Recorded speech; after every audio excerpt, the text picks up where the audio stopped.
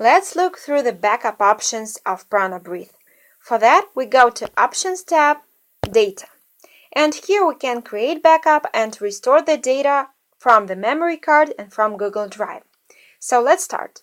Tap on Create Backup in Memory Card section. And this way we can create the backup file on our SD card.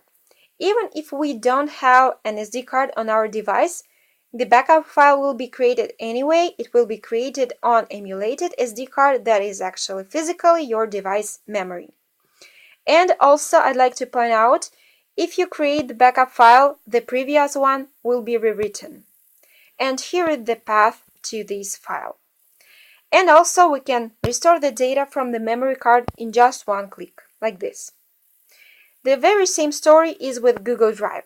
So if we create the backup and press create, we will be directed to Google dialog that asks to what Google account you'd like to have your backup file created to. By the way, it's very convenient to transfer your data this way. So for instance, I create the backup file on Google Drive on one device and restore the data from another, being logged in the very same Google account. Same works with the SD card. For instance, on my old device, I create the backup file on my card and I restore the data from the very same memory card on my new device.